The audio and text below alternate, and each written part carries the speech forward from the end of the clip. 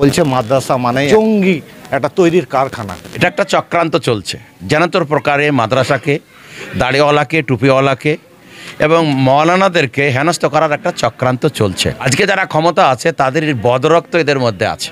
53,000 আলেম শুধু দেশের জন্য প্রাণ দিয়েছে, তারা মাদ্রাসায় পড়ুয়া, জান দিয়েছে। আমাদের নবী বলেছেন হুব্বুল ওয়াতানে মিনাল ঈমান, দেশকে ভালোবাসা ঈমানের অংশ। আমি মুর্শিদাবাদের সভাপতি আছি মাদ্রাসা বোর্ডে। বর্তমান পরিস্থিতিতে মাদ্রাসা নিয়ে ভারতবর্ষ, পশ্চিমবঙ্গ তথা মুর্শিদাবাদে আপনারা সবাই জানেন মুর্শিদাবাদে একটা অঘটন ঘটে গেছে মাদ্রাসা নিয়ে। সেটার উপরে নির্ভর করে বিশেষত একটা দল ভারতবর্ষের, তারা কিন্তু মাদ্রাসা এবং মুসলিম জাতিকে অন্যভাবে দেখছে। সালারের কাকগ্রামের মাদ্রাসায় একটা অনুষ্ঠান ছিল, সেখানে শুধু বদরুল সাহেব না, আপনারা দেখছেন আশপাশে যারা আছেন সব এক একটা হাফেজ মৌলানা উপস্থিত হয়েছিলেন। সালার থানার ওসি কাউসার হোসেন মণ্ডল তিনিও এসেছিলেন। আপনারা সবাই জানেন বদরুল সাহেব মুর্শিদাবাদ জেলার বড় একটা দায়িত্বে আছেন। আসুন ওনার কাছে জানবো যে মাদ্রাসা নিয়ে এই যে বর্তমান পরিস্থিতি এটা কেন হচ্ছে। মুর্শিদাবাদে সপ্তাহখানেক আগে একটা মাদ্রাসায় একটা অঘটন ঘটে গেছে এবং তাই নিয়ে জেপি তথা আরএসএস তারা বলছে মাদ্রাসা মানেই একটা জঙ্গি একটা তৈরির কারখানা। কি বলবেন? আসলে যে ঘটনাটা ঘটেছে সেটা আমরা এখনও তদন্ত চালাচ্ছি, সেটা প্রকৃতই মাদ্রাসা ছিল কি না। এবং আমাদের যে মাদ্রাসার লিস্ট আছে রাবেতা বোর্ডের, আমি মুর্শিদাবাদের সভাপতি আছি মাদ্রাসা বোর্ডের, ওই বোর্ডের আন্ডারে আমরা মাদ্রাসাটাকে পাইনি।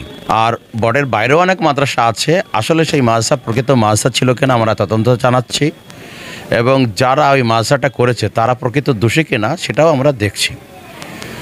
আমরা দেখতে পাচ্ছি ভারতে যে সমস্ত লোক এখনও আমাদের কেন্দ্রে দায়িত্বে আছেন, তারা মুসলমানদেরকে হেনস্থ করার জন্য মাদ্রাসার ছাত্র, মাদ্রাসার শিক্ষক, মাদ্রাসার কর্মীদের হেনস্থ করার জন্য তারা নানান রকম সুযোগ খুঁজছে।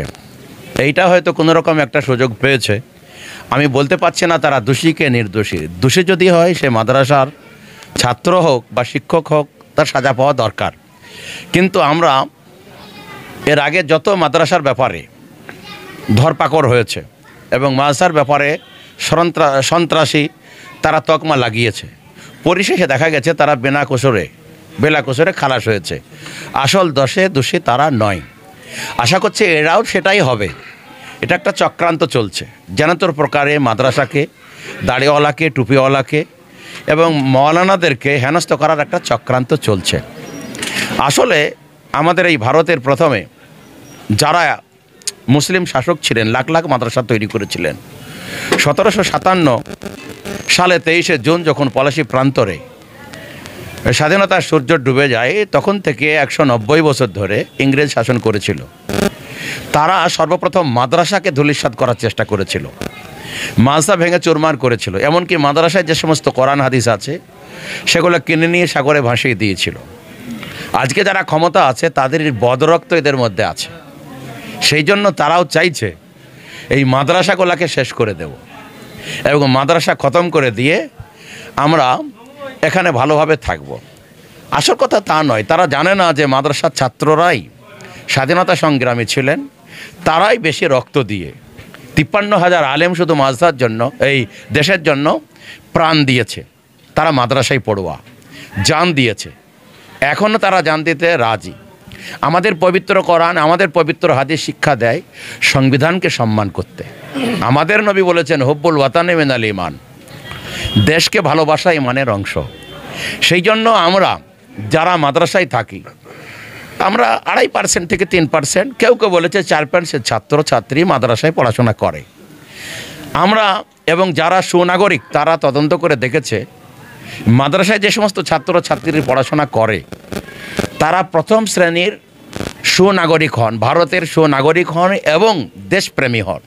এর আগেও দেশপ্রেম তারা দেখিয়েছে। ইংরেজদের বিরুদ্ধে মূল লড়াই মাদ্রাসার ছাত্ররাই, মাদ্রাসার শিক্ষার্থীরাই করেছে। এই জন্য যারা ভারতে এখন ক্ষমতায় আছে তারা তাদের রাজনৈতিক ফায়দা হাসিল করার জন্য বিভিন্ন রাজ্যে আমাদের ভোট হচ্ছে, সেই ভোটে ফায়দা লেটার জন্য যেন তেন প্রকারে সন্ত্রাসী তকমা লাগিয়ে দিয়ে, দাড়িওয়ালাদের তকমা লাগিয়ে দিয়ে, মুসলমানদের উপরে সন্ত্রাসী তকমা লাগিয়ে দিয়ে তারা রাজনৈতিক ফায়দা লোটার চেষ্টা করছে। ওয়াকফ বিলটা এখন যে অবস্থায় দাঁড়িয়ে আছে মুসলমানদের পক্ষে কতটা ক্ষতিকারক এবং আগামী কোন দিকে যাবে আপনি কি মনে করেন? ওয়াকফ সংশোধনী বিল যে এনেছে কেন্দ্র সরকার, এটা অনৈতিক। কারণ ভারতবর্ষের সংবিধান অধিকার দিয়েছে ভারতবর্ষর গণতান্ত্রিক রাষ্ট্র হবে। এখানে হিন্দু, মুসলিম, খ্রিস্টান, জৈন, বৌদ্ধ, শিখ, ইসাই যারা আছে সবাই আপন আপন ধর্মচারণ, আপন আপন জায়গায় তারা ধর্মস্থান তৈরি করে ধর্মচারণ করতে পারবে। পবিত্র সংবিধান আমাদেরকে অধিকার দিয়েছে।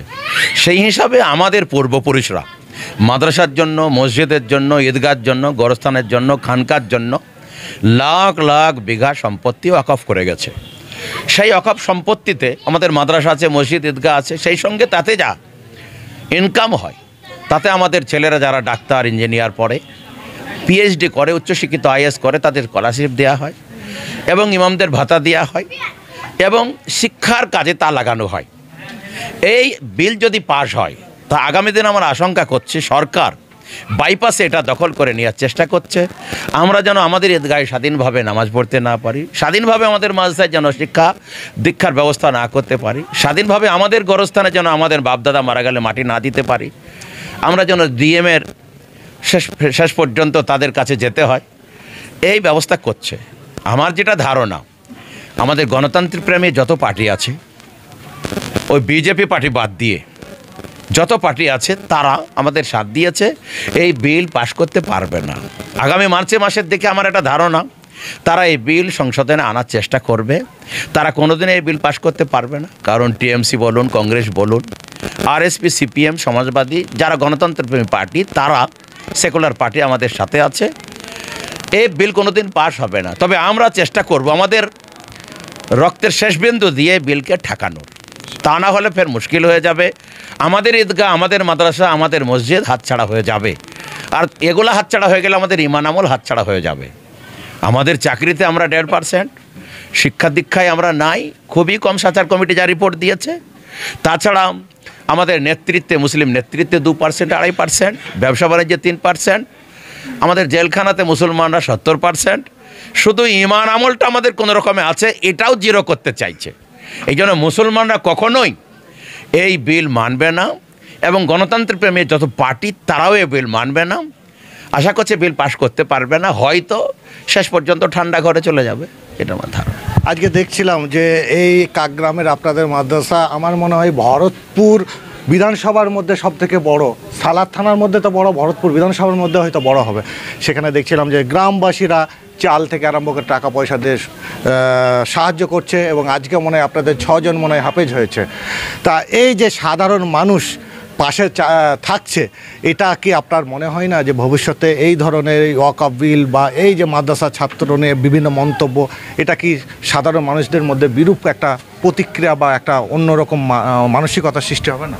আজকে কাকগ্রাম নুরুল উলুম মাদ্রাসা, এটা সালার, ভরতপুর, বরং আমি বলবো কান্দি মহকুমের ঐতিহ্যবাহী একটা মাদ্রাসা। এখানে অনেক ছাত্র পড়াশোনা করে। আমার পাশে মামুন মহলদার, তিনি এই মাদ্রাসার হেড মৌলানা, সেক্রেটারি সাহেব আছেন, আমাদের আব্দুল হামিদ সাহেব সভাপতি, কমিটিবৃন্দ সকলেই আছেন। এই মাদ্রাসা একটা ঐতিহ্যবাহী মাদ্রাসা হতে চলেছে। 6 জন তাজা হাফেজ আজকে এখানে পাশ করলো। এই মাদ্রাসাতে আপনারা দেখলেন এলাকার এতটা অঞ্চলের লোক স্বতঃস্ফূর্তভাবে টাকা পয়সা, চাল ডাল যা চাইলাম তারা দান করলো। আমাদের মাদ্রাসাগুলো এইভাবেই চলে, আগামীতেও চলবে। আশা করছি যাদের ঈমান একটু অন্তরে আছে তাদের ওই সমস্ত কথাতে তাদের কোনো প্রভাব পড়বে না। আমরা দেখেছি ওই কথা বলার কারণে বরং মুসলমানরা আরও সজাগ হয়েছে এবং তারা স্বতঃস্ফূর্তভাবে জানতে পেরেছে আমাদের এই মাদ্রাসাগুলা, মসজিদগুলা, ঈদগাহগুলা কেড়ে নেওয়ার চেষ্টা করছে। আমরা আরও যাতে বেশি করে টাকা পয়সা দিয়ে এই মাদ্রাসাগুলা প্রতিষ্ঠা করতে পারি তার জন্য তারা চেষ্টা চালাচ্ছে। এতে বিরূপ প্রতিক্রিয়া চলবে না, বরং আমাদের জন্য ভালোই হবে।